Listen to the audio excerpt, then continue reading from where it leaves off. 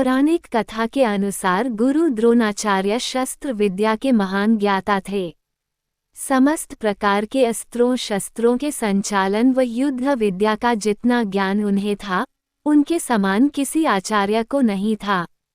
विशेषकर धनुर्विद्या के तो वे महान ज्ञाता थे। यही कारण था कि बड़े राजा महाराजा और क्षत्रिय अपने राजकुमारों को उनके आश्रम में विद्या प्राप्त करने भेजते थे। द्रोणाचार्य को इन राजवंशों से इतना सम्मान मिला था कि उन्होंने निश्चय किया था कि राजकुमारों या क्षत्रियों के अतिरिक्त अन्य किसी को वे अपनी विद्या नहीं सिखाएंगे।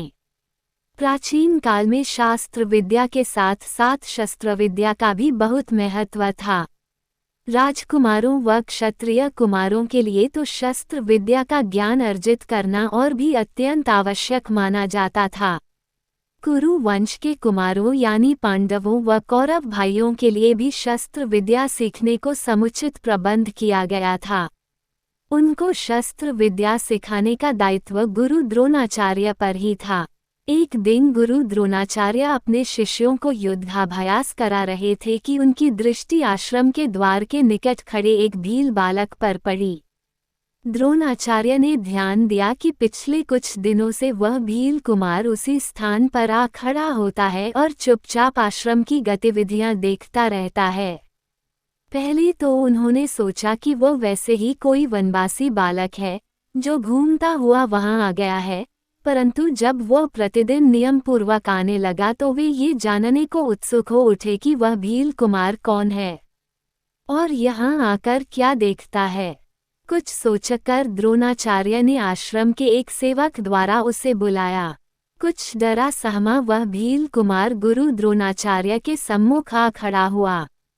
सांवला रंग, दुबला पतला शरीर, अंगों पर धूल मिट्टी की परत जमी हुई, वस्त्रों के नाम पर पेड़ों की छाल से बनी लंगोटी और गले में पड़ा ताबीज। द्रोणाचार्य उस भील कुमार को गौर से देख रहे थे, साथ ही वह उनके शिष्यों का भी दृष्टि केंद्र बना हुआ था। तुम कौन हो? यहाँ आश्रम के पास खड़ी होकर क्या देखते हो? गुरु द्रोणाचार्य ने उससे पूछा।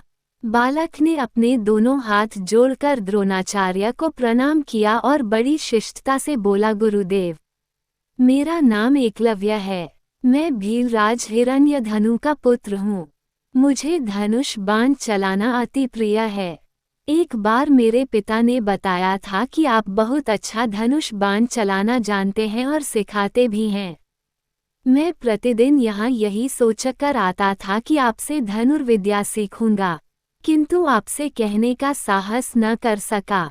आज आपने स्वयं ही मुझे बुला लिया तो मैंने आपको बता दिया। आप मुझे धनुर्विद्या सिखाएंगे ना? एकलव्य की बात सुनकर द्रोणाचार्य जहाँ सोच में पड़ गए, वहीं उनके शिष्य उस भील कुमार की बात पर खिलखिलाकर हंस पड़े। इसकी कमी और रह गई थी यहाँ धनुर्विद्या सीखने की। एक शिष्य ने कहा, अरे इसका साहस तो देखो, कितनी सरलता से हमारे आचार्य से कह रहा है कि वे इसे धनुर्विद्या दें। दुर्योधन ये कहकर हंस पड़ा। अर्जुन, जो कि द्रोणाचार्य का सर्वाधिक प्रिय शिष्य था, वह भी भील कुमार की बात सुनकर बुरा सा मुंह बनाने लगा।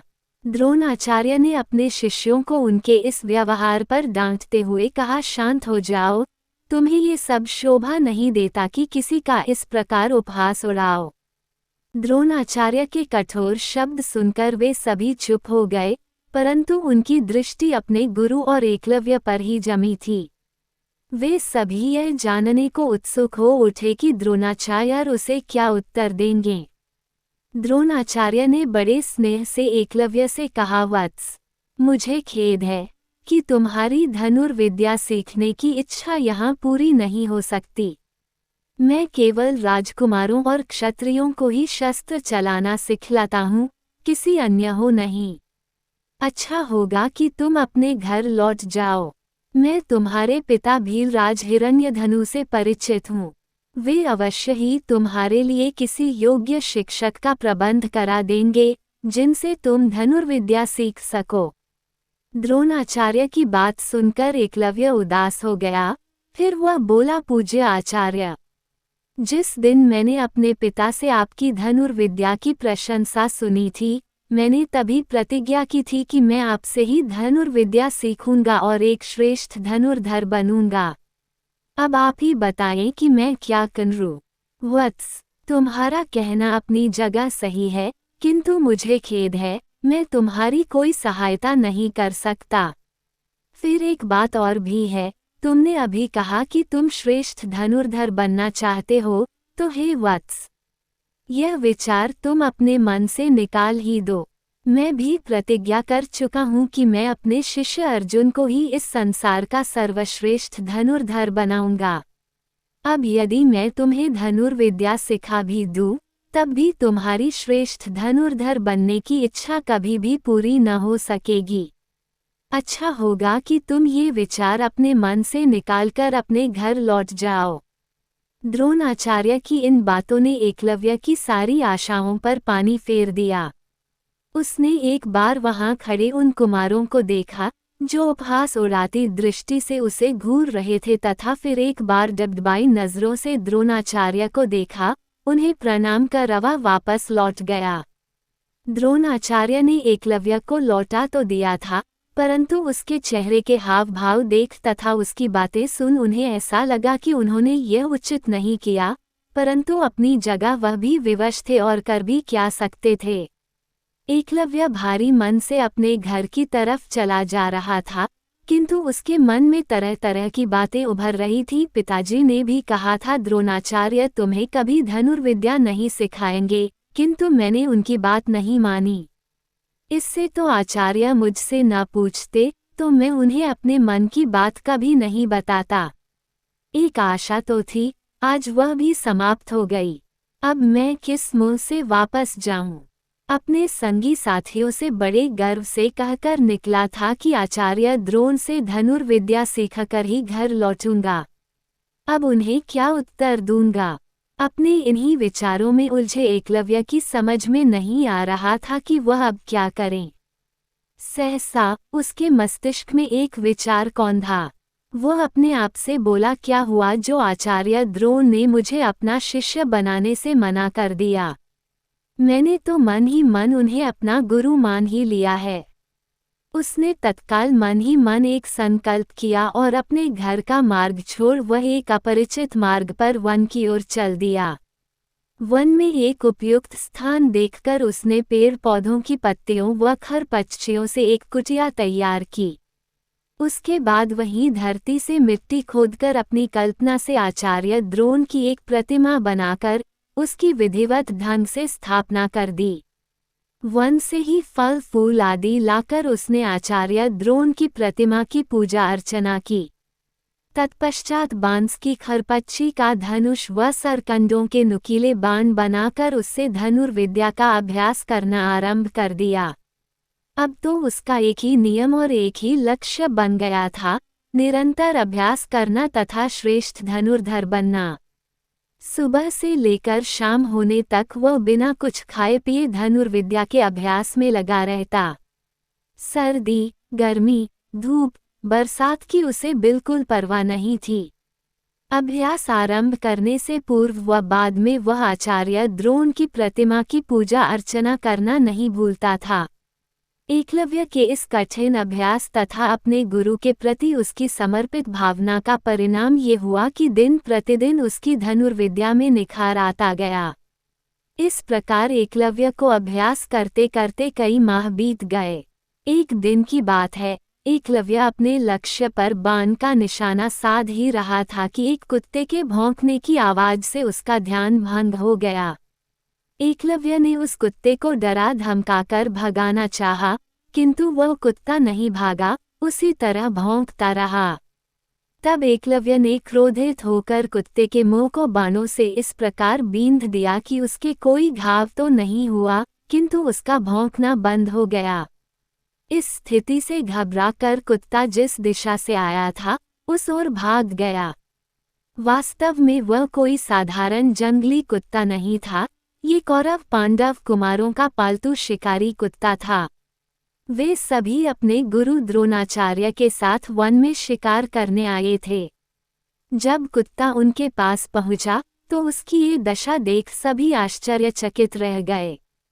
कुत्ते का मुंह जिस कुशलता से बाणों द्वारा बंद किया गया था, वह निश्चित रूप से किसी महान धनुर्धर का काम था। द्रोणाचार्य उसे देखकर सोचने लगे, बाणों की ऐसी अद्भुत कला तो मेरे होनहार शिष्य अर्जुन को भी नहीं आती। फिर इस वन में ऐसा कौन धनुर्धर आ गया जो अर्जुन से भी आगे निकल गया? ये जानने के लिए कि यह किसने किया, वे राजकुमारों के साथ उस धनुर्धर की खोज में निकल पड़े। कुछ ही दूर चलने पर उनकी दृष्टि एकलव्य पर पड़ी, जो बड़ी तल्लीनता से धनुर्विद्या का अभ्यास कर रहा था। द्रोणाचार्य एकलव्य को पहचान गए। उन्होंने उसके पास जाकर बड़े स्नेह से पूछा, वत्स एकलव्य, तुम तो बहुत कुशल धनुर्धर हो गए।